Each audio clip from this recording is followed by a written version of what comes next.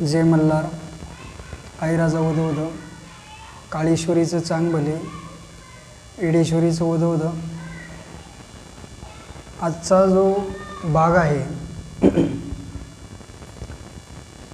बऱ्याच जणांचं म्हणणं असं आहे की महाराज अंगात दैवशक्ती येणे किंवा अंगामध्ये संचार येणे, अंगामध्ये देवीचं वारं येणे, देवी असो, खंडोबा असो, भैरवनाथ असो, म्हसोबा असो, कुठलंही दैवत अंगामध्ये येणं हे खरं आहे की खोटं आहे? प्रश्न योग्य आहे. तर हे अंगात येणं खरंही तितकंच आहे आणि खोटंही तितकंच आहे. तर आता काही जणांच्या मनामध्ये प्रश्न येईल की खरंही तितकं खोटंही म्हणजे नेमकं काय, खोटं आहे का? तर खरं आहे, अंगात येणं हे खरंसुद्धा आहे, खरं भरपूर आहे.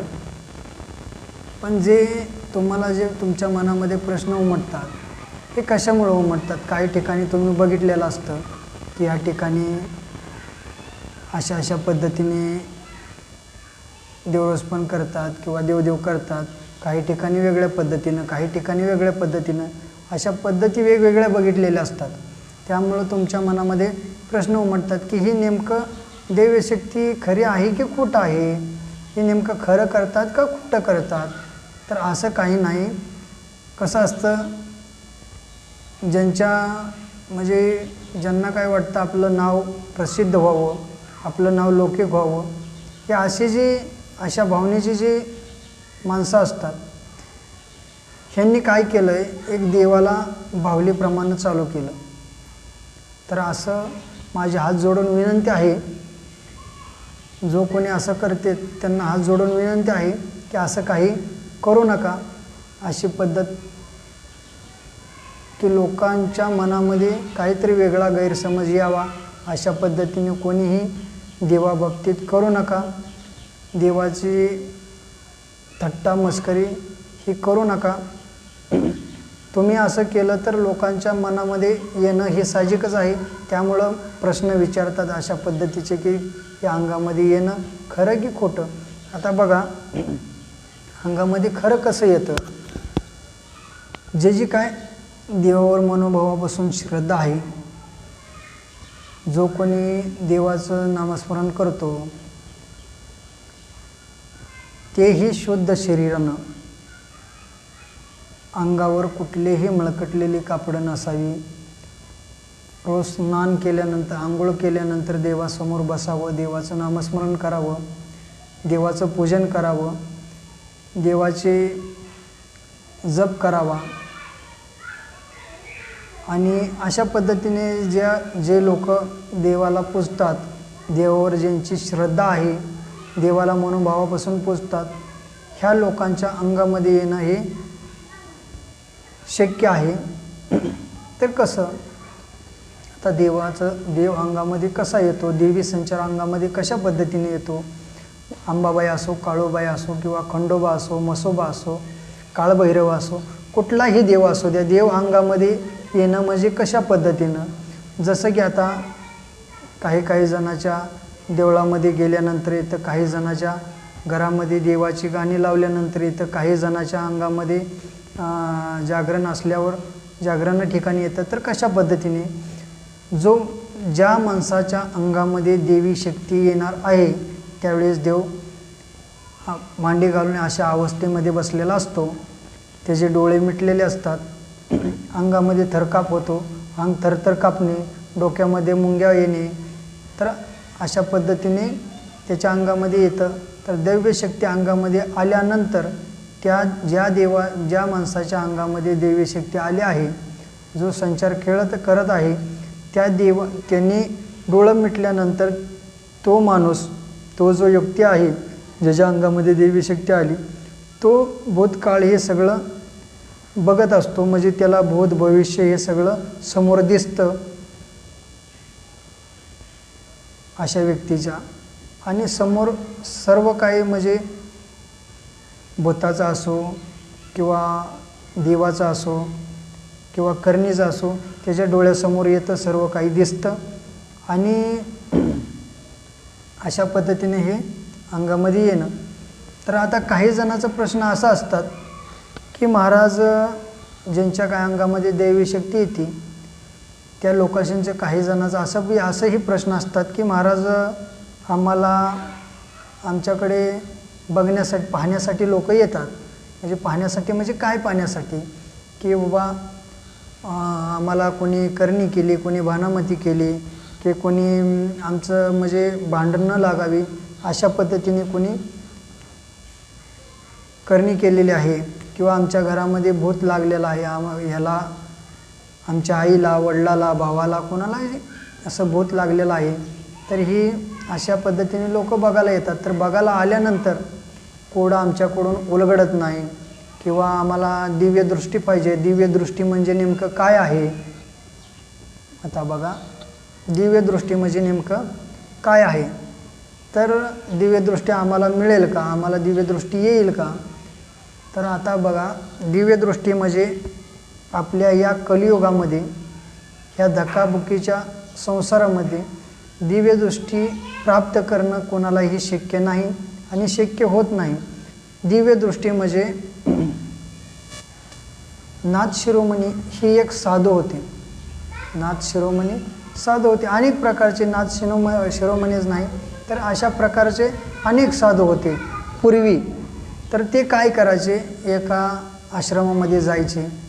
आश्रमामध्ये गेल्यानंतर असं 12 वर्षे देवाचं नामस्मरण करायचे, तपस्या करायचे, त्या देवाला प्रसन्न करून घ्यायचे. देवाला प्रसन्न करून घेतल्यानंतर मग त्यांना कुठंही दिव्यदृष्टी सिद्ध व्हायची. तर हे ज्या बी 4 सिद्धी असतात, तर ते सिद्धी म्हणजे कुठल्या? तर ती कुठल्या आहेत? तर अनिमा, महिमा, करिमा, लकिमा अशा 4 सिद्धी. अनिमा, महिमा, करिमा आणि लकिमा. तर अशा प्रकारच्या सिद्धी आपल्यापाशी येणं, ते प्राप्त करणं हे कोणालाही शक्य नाही. तर शक्य आहे, पण कोणाला आहे? तेवढ्यातनं ही दिव्यदृष्टी न येणे, दिव्यदृष्टी काही येत नाही, पण कमीत कमी ती 4 सिद्धी तरी आपल्यापाशी घेण्यासाठी आपल्याला रोज जप केला पाहिजे. आपल्या देवतेचा, आपल्या गुरुमंत्राचा, जो आपल्याला गुरुनं मंत्र दिलेला आहे त्या गुरुमंत्राचा देवापाशी ध्यानास्वर बसून ते जप केला पाहिजे. कमीत कमी रोज 5 मिनटं, 10 मिनटं तुम्हाला वेळ मिळेल तशी आपली आंघोळ झाल्यानंतर, तेही कशा प्रकारे आंघोळ करायची, अंगावर स्वच्छ वस्त्र घालायचे, आणि स्त्रिया असेल तर वस्त्रासह बसणे, आणि पुरुष असेल तर पुरुषांनी आंघोळ झाल्यानंतर अंगावर बनेल, शर्ट बनेल हे न ठेवता देवाचं ध्यान करत बसायचं आहे. तर ते अंगावर शर्ट आणि बनेल पुरुषांनी का ठेवायचं नाही? तर हे आपले 2 भुजा असतात, ही छाती आणि 2 भुजा, ह्याच्यावर दिव्य दृष्टीचा प्रभाव होत असतो. त्यामुळे पुरुषांनी शर्ट आणि बनियल काढून देवासमोर ध्यानाला बसायचं आहे. अशा पद्धतीचं जे गुरुमंत्र दिलेलं असतं ते गुरुमंत्र. आता काही जणांचा प्रश्न असा असतात की महाराज आम्ही गुरु केलेत पण गुरुमंत्र दिलेला नाही आहे. काय झालं आहे? आम्ही गुरु केलेला आहे पण गुरुमंत्र दिलेला नाही. तर अशा व्यक्तीने काय करायचं? जो आपला देव असेल, कुठलाही देव असू दे, कुठली अंबाबाई असेल तर अंबाबाईचा अशा प्रकारे जप करायचा की ध्यानाला बसायचं, हातावर हात ठेवायचा, ह्या हातावर असा हात ठेवायचा, किंवा गुडघ्यावर 2 हात ठेवायचे, दोन्ही गुडघ्यावर 2 हात ठेवायचे, आणि जे आपल्या अंबाबाई आहे, अंबाबाई ओम श्री तुळजा भवानी नमः, ओम श्री तुळजा भवानी देव्याय नमः. हे झालं अंबाबाईचं. काळूबाई असेल तर ओम श्री काळूबाई देव्याय नमः, ओम श्री काळेश्वरी देव्याय नमः. किंवा येडेश्वरी असेल तर येडेश्वरीचं ओम नमो येडेश्वरी देव्याय नमः, ओम श्री येडेश्वरी देव्याय नमः किंवा खंडेरायाचं असेल ओम नमो मार्तंडाय नमः, ओम श्री मार्तंडाय नमः.